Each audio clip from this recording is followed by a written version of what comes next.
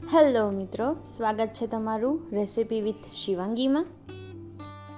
તો મિત્રો, આજે આપણે દમાલું બનાવતા શીખવાનું છે। તો દમાલું કઈ રીતે બનાવવું ચલો આપણે જોઈએ।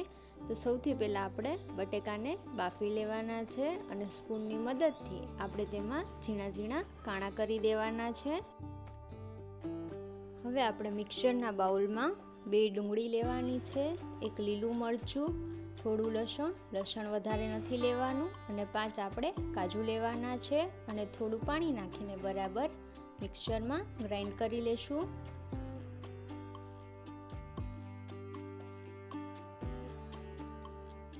તો મિત્રો, તમે જોઈ શકો છો પેસ્ટ આપણી રેડી થઈ ગઈ છે।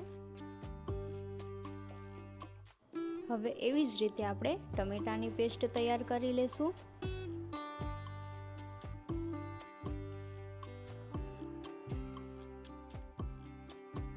તો મિત્રો, હવે આપણે એક કડાઈમાં 3 ચમચી તેલ લેવાનું છે। તેલ બરાબર આવી જાય ત્યારબાદ આપણે તેમાં જીરાનો વઘાર કરીશું। જીરું આવી ગયું છે, હવે તેમાં આપણે હિંગ નાખી દઈશું। ત્યારબાદ આપણે જે ડુંગળીની પેસ્ટ બનાવી છે તેને એડ કરી દેવાની છે અને બધું બરાબર મિક્સ કરી લેવાનું છે।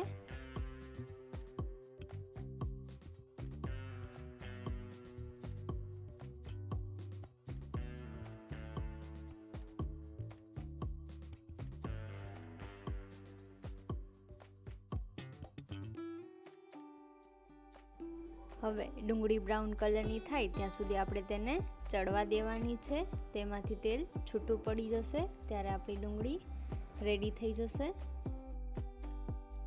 તો મિત્રો, તમે જોઈ શકો છો ડુંગળી આપણી બરાબર ચડી ગઈ છે। હવે તેમાં આપણે ટમેટાની પેસ્ટ નાખી દેવાની છે અને સ્વાદ અનુસાર મીઠું નાખીને બધું બરાબર મિક્સ કરી લેશું।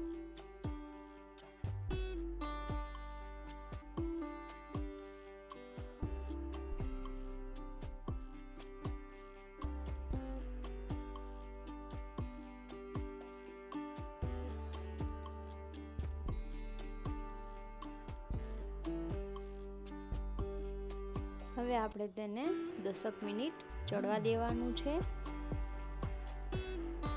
તો મિત્રો, બરાબર ચડી ગઈ છે। હવે એમાં આપણે અડધી ચમચી હળદર પાવડર, 3 ચમચી લાલ મરચું પાવડર અને 2 ચમચી ધાણા જીરું પાવડર નાખીને બધું બરાબર મિક્સ કરી લેશું।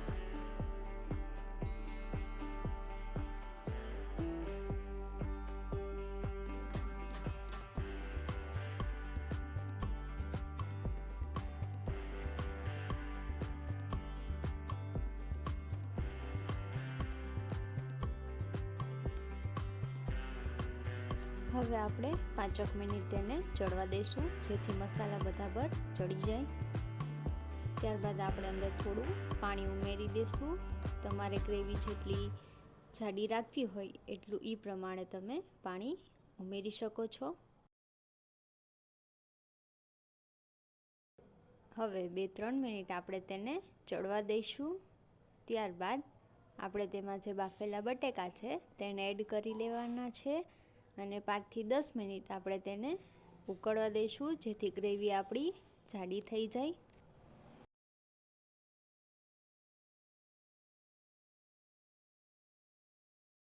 અને ઉપરથી આપણે ગરમ મસાલો એડ કરી દેવાનો છે।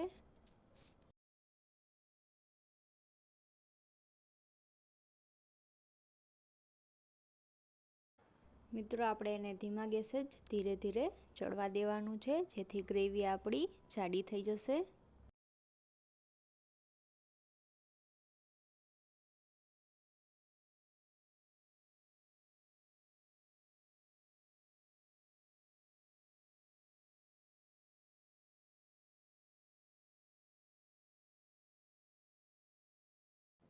તો મિત્રો, તમે જોઈ શકો છો રેડી છે આપણું દમાલું।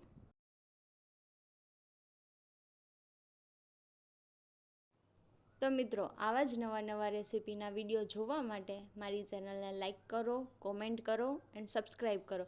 અને હા, કોઈ સજેશન હોય તો તમે કોમેન્ટ બોક્સમાં જણાવી શકો છો।